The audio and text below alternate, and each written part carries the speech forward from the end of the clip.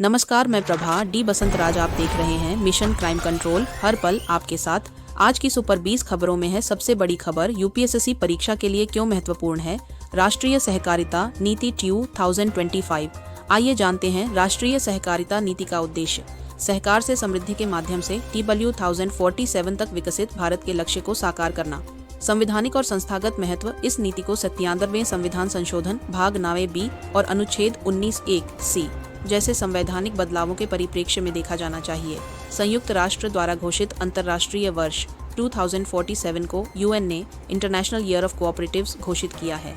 UPSC prelims में पिछले वर्षों में यूएन के अंतर्राष्ट्रीय वर्ष दिवस से संबंधित प्रश्न पूछे गए हैं। यह पहली राष्ट्रीय सहकारिता नीति है जो भारत सरकार के सहकारिता मंत्रालय द्वारा तैयार की जा रही है। राष्ट्रीय सहकारिता नीति TW1025 न केवल सहकारी संस्थाओं के पुनरुत्थान का दस्तावेज है, बल्कि यह 2047 तक भारत को आत्मनिर्भर और समावेशी विकसित राष्ट्र बनाने की दिशा में एक निर्णायक कदम है। यूपीएससी के लिए यह विषय संविधान, अर्थव्यवस्था, शासन और सामाजिक न्याय जैसे सभी प्रमुख क्षेत्रों से जुड़ा हुआ है। अगली खबर, चीन पर राहुल गांधी की टिप्पणी और सुप्रीम कोर्ट की फटकार। एक ओर भाजपा कह रही है कि विपक्ष सशस्त्र बलों का मनोबल गिरा रहा है, तो दूसरी ओर कांग्रेस पलटवार कर रही है। कहती है 1962 के बाद का सबसे बड़ा क्षेत्रीय झटका इस सरकार की वजह से है। दरअसल सुप्रीम कोर्ट ने आज राहुल गांधी के खिलाफ चीन भारत 2020 गलवान विवाद पर दिए गए बयान को लेकर आपराधिक मानहानि की कार्यवाही पर रोक लगा दी। लेकिन कोर्ट ने साथ ही राहुल गांधी की टिप्पणियों को गंभीर और संवेदनशील बताया।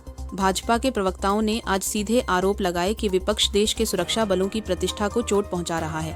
वहीं कांग्रेस का तर्क है कि यह सरकार ही है जो चीन को रोकने में विफल रही और देश को चुपचाप जमीन गंवानी पड़ी। अब सवाल उठता है, क्या संवेदनशील राष्ट्रीय सुरक्षा मामलों में नेताओं की भाषण शैली जवाबदेही से बाहर है? क्या न्यायपालिका की चेतावनी राजनैतिक विमर्श की दिशा बदलेगी? हम पूछते हैं, देश की सीमाओं और राजनीति के बीच असल मुद्दा क्या पीछे छूट रहा है?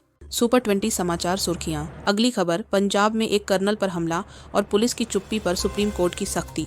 देश के एक सैन्य अधिकारी पर कथित हमला हो और जांच पर सवाल उठे, ये सिर्फ एक कानूनी मामला नहीं, ये सिस्टम की जवाबदेही का टेस्ट है। घटना 13 और 14 मार्च की रात की है, जब पंजाब के पटियाला समाना रोड पर एक ढाबे के पास सेना के कर्नल PS बाथ और उनके बेटे पर कुछ पंजाब पुलिस कर्मियों द्वारा कथित हमला किया गया। जब हाईकोर्ट ने इस मामले की CBI जांच के आदेश दिए तो पंजाब पुलिस ने उस आदेश को सुप्रीम कोर्ट में चुनौती दी, लेकिन सुप्रीम कोर्ट ने साफ इनकार कर दिया। न सिर्फ दखल से मना किया, बल्कि पुलिस पर तीखी टिप्पणी भी की। शीर्ष अदालत ने कहा, आरोपियों को अग्रिम जमानत न मिलने के बावजूद अब तक गिरफ्तार क्यों नहीं किया गया? क्या कानून का सामना आम लोग ही करें? जब वर्दी वाला ही वर्दी पर हाथ उठाए तब न्याय कौन दिलाए? ये सिर्फ एक अफसर पर हमला नहीं, ये देश के रक्षा तंत्र की गरिमा पर सवाल है। मिशन क्राइम कंट्रोल पूछता है, पुलिस की चुप्पी कानून की गरिमा को कब तक लांघेगी? बड़ी खबर, 31 साल 3 दशक से भी ज्यादा का वक्त बीत गया, लेकिन एक राजनीतिक हमले की गूंज आज भी इंसाफ मांग रही थी। हम बात कर रहे हैं RSS कार्यकर्ता सदानंदन मास्टर की, जिन्हें 1994 में केरल के कन्नूर में CPM कार्यकर्ताओं के हमले में दोनों पैर गंवाने पड़े थे।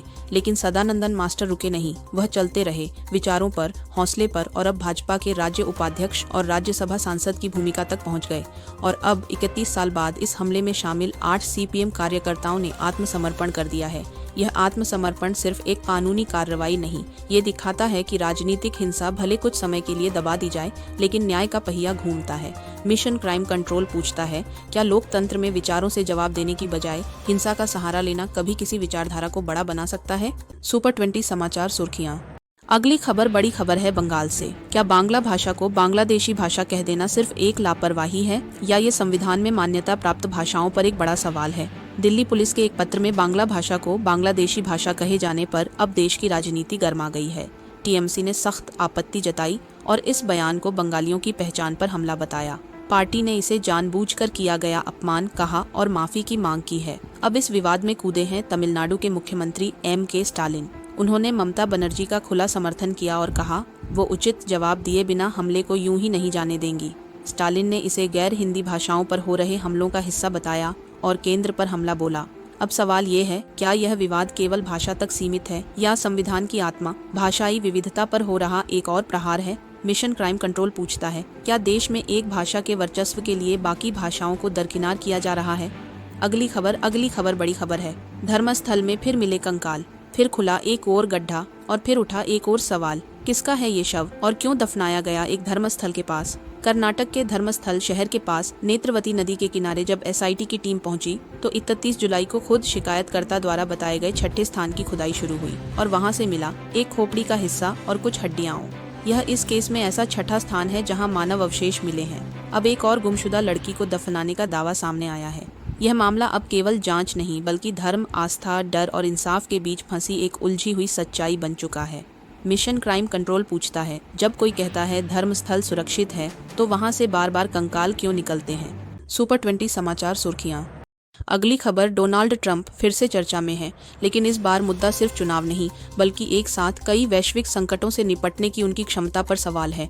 रूस यूक्रेन युद्ध, चीन से रणनीतिक टकराव, ब्राजील के साथ व्यापारिक तनाव और अब परमाणु पनडुब्बियों की धमक के बाद क्रेमलिन ने भी कड़ी चेतावनी जारी कर दी है। परमाणु बयानबाजी में बेहद सावधानी रखें। एक तरफ ट्रंप सोशल मीडिया और वक्तव्यों के जरिए तेजी से कूटनीति को चला रहे हैं तो दूसरी ओर व्लादिमीर पुतिन उनकी हर घोषणा को संयम और रणनीति से टालते नजर आते हैं। ब्राजील जैसे देश अब सीधे टक्कर की बजाय चुपचाप राहत पैकेज के रास्ते जा रहे हैं ताकि ट्रंप की नाराजगी से बचा जा सके। वहीं भारत जैसे देश, जिनके लिए ट्रंप कभी रणनीतिक साझेदार माने जाते थे, अब व्यापार और भू राजनीति के नाम पर दबाव में है। क्या ट्रंप के इस नए कार्यकाल में अमेरिका की विदेश नीति अस्थिर और दबाव आधारित एक तरफा सौदेबाजी बनकर रह जाएगी? मिशन क्राइम कंट्रोल पूछता है, क्या ट्रंप दुनिया को डील टेबल की तरह चला रहे हैं या यह एक नया कूटनीतिक संकट है?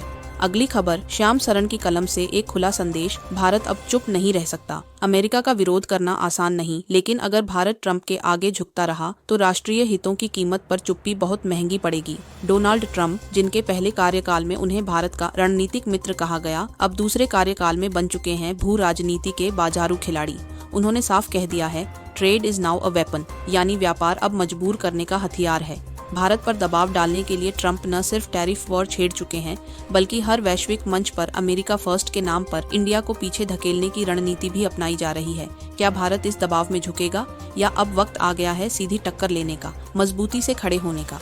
मिशन क्राइम कंट्रोल पूछता है, क्या भारत ट्रंप के कूटनीतिक ब्लैकमेल को जवाब देगा? सुपर 20 समाचार सुर्खियां। अगली राजनीति और दुनिया से हटकर और बेहद दिलचस्प खबर है डोनाल्ड ट्रंप ले बारे में। सिडनी स्वीनी का ट्रंप से फैशन कनेक्शन, विज्ञापन, राजनीति और सोशल मीडिया बवाल। डोनाल्ड ट्रंप को लगता है कि सिडनी स्वीनी के जीन अच्छे हैं, लेकिन क्या उनकी राजनीति भी वैसी ही है?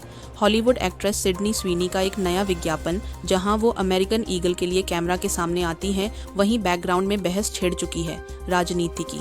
स्वीनी एक पंजीकृत रिपब्लिकन है और ट्रंप को जब ये पता चला तो उन्होंने कहा, उनका विज्ञापन शानदार है। लेकिन यहाँ सवाल ये नहीं कि ट्रंप को कौन अच्छा लगता है, सवाल ये है कि क्या अब आपका फैशन सेंस भी आपकी पॉलिटिक्स तय करेगा? कुछ लोग स्वीनी के विज्ञापन की तारीफ कर रहे हैं, कुछ कह रहे हैं ये प्रचार है, स्टाइल के नाम पर रणनीति।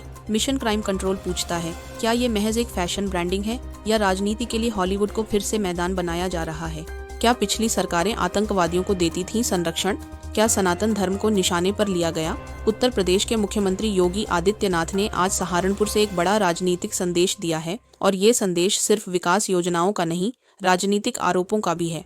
381 करोड़ की 15 विकास परियोजनाओं का लोकार्पण करते हुए मुख्यमंत्री ने सीधे निशाना साधा कांग्रेस और समाजवादी पार्टी पर। उन्होंने कहा, पहली बार योजनाएं सिर्फ एक खास परिवार के दरवाजे से निकलकर जनता तक पहुंची है। पहले की सरकारें तुष्टीकरण और जातिवाद में डूबी थीं, यहाँ तक कि आतंकवादियों को संरक्षण दिया गया। मुख्यमंत्री ने मालेगांव विस्फोट और राम सेतु विवाद का भी जिक्र किया और आरोप लगाया कि सनातन धर्म को कमजोर करने की कोशिशें की गई थीं। उनकी सरकार को उन्होंने बताया भैंसा गाड़ी नहीं, बुलेट ट्रेन। सवाल ये है कि ये बयान क्या चुनावी तैयारी का संकेत है या वाकई में इतिहास के कुछ अधूरे अध्यायों को सामने लाने की कोशिश? क्या डबल इंजन के नाम पर राजनीतिक नैरेटिव फिर से हिंदू मुस्लिम या सनातन बनाम सेकुलरिज्म की ओर मोड़ दिया जा रहा है? मिशन क्राइम कंट्रोल पूछता है, क्या विकास और वैचारिक युद्ध एक साथ चल सकते हैं? सुपर 20 समाचार सुर्खियां। एक पल, एक गेंद और फिर एक नई टीम इंडिया का आगाज। मोहम्मद सिराज ने एक मैच की उम्मीदों को पलट दिया, सिर्फ गेंद से नहीं बल्कि दिल और आत्मविश्वास से। इंग्लैंड से 3-1 की हार के दरवाजे पर खड़ी टीम इंडिया के लिए सिराज ने सिर्फ एक गेंद से हसीनों के सपनों को तोड़ा।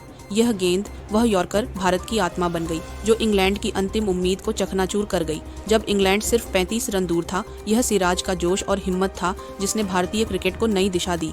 और सिराज ने किया कमाल। 104 रन देकर 5 विकेट लेने के बाद उन्होंने मैन ऑफ द मैच का खिताब अपने नाम किया। उनकी घातक यॉर्कर भारत की 2-2 से बराबरी की उम्मीद बन गई। यह सिराज का क्रीज पर आखिरी ओवर, आखिरी गेंद था जिसने टीम इंडिया के नाम एक और ऐतिहासिक पल जोड़ दिया। मिशन क्राइम कंट्रोल इस अद्भुत क्रिकेट परफॉर्मेंस की सराहना करता है, जहां कड़ी मेहनत और टीम भावना ने सुपरस्टार संस्कृति को मात दी।